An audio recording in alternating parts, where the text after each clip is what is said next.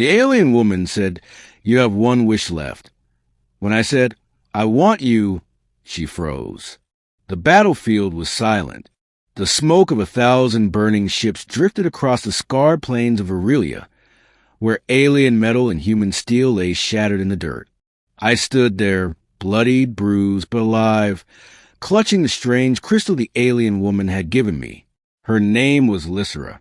I had met her only 3 days ago, in the ruins of an ancient temple, where she had been chained, left to die by her own people for crimes I still didn't understand. She was unlike any being I had ever seen. Tall, graceful, with skin like liquid silver and eyes that shimmered with galaxies. She was dangerous, beautiful, and unbearably lonely. When I broke her chains, she had told me about the crystal, an artifact of her people's magic. 3 wishes, she had whispered, her voice trembling. It can grant anything, but choose wisely. Each wish binds your soul to mine. At first, I thought she was joking. But then I wished the strength to save us in the collapsing temple, and suddenly my wounds vanished and my body moved with impossible speed. The second wish had come later, during the battle, when I begged for protection against the alien army hunting us. A barrier of light saved us both. Now, only one wish remained. We stood on a cliff, overlooking the burning horizon. Lysera's hair fluttered in the wind, glowing faintly in the dying sunlight. Her silver skin bore scars that no magic could erase. She looked at me, her expression unreadable.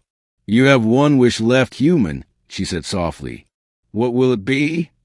I could have wished for anything: riches, immortality, victory for my people.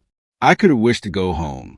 But in that moment, as the war-torn sky reflected in her shimmering eyes, I realized what I truly wanted.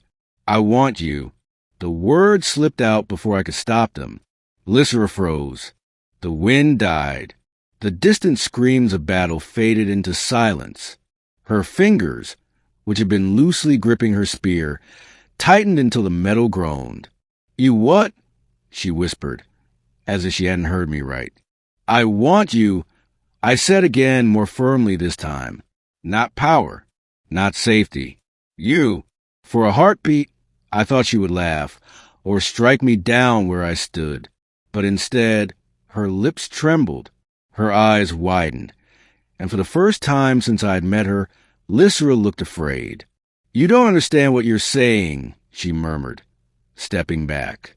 "My kind, we don't love humans. We destroy them. We've done nothing but bring death to your world." "I don't care," I said. "You saved me.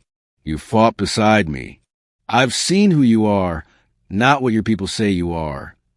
"And if I told you I'm cursed?" she said sharply, her voice breaking. "That anyone who bonds with me will share my pain, will die with me? Then I'll die with you," I replied without hesitation. Her spear fell to the ground with a dull clang. Lysera's knees gave out.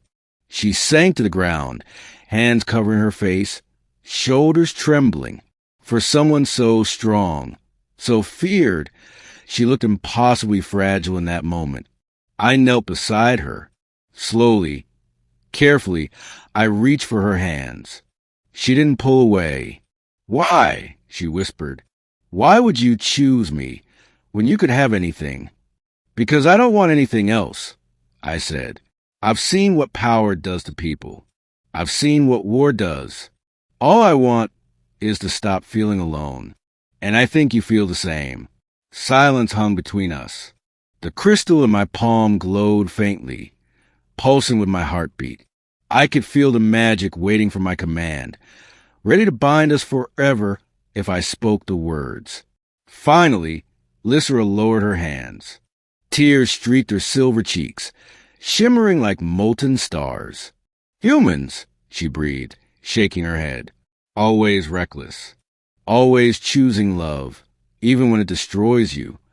She looked at me, searching my face for any trace of doubt. There was none. "Very well," she whispered. "Make your wish."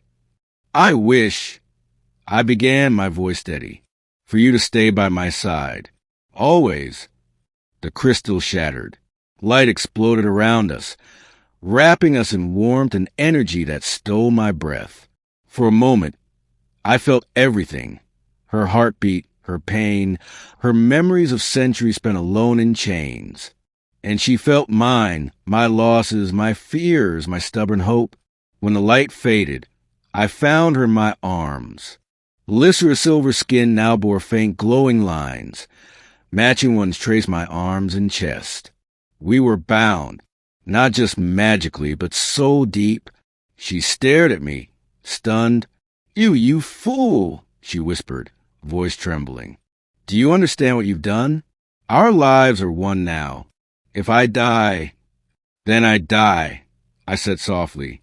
And if I live, we live. For a long moment, she simply stared. Then, slowly, she leaned forward, resting her forehead against mine. The war ended that night, not because either side surrendered, but because the world itself changed. When humans and Lycera's people saw us together, bound by the crystal's magic, something broke in their endless hatred. We fought side by side, not as enemies, but as one. Months later, when the fires of war were nothing but memory, I stood with her in the ruins where we first met. Do you regret it? I asked quietly. Lycera smiled faintly, her silver hair catching the starlight. Regret? She murmured. No, for the first time, I am free. She took my hand, fingers interlocking with mine. The bond between us pulsed warmly, alive. And you human? She asked. Do you still want me? I pulled her close, pressing my forehead against hers once again. Always. That night, under alien stars, we chose each other again. Not as Wishgrante and soldier, not as alien human, but as two souls who found something worth saving in the midst of chaos. And this time, no magic crystal was needed.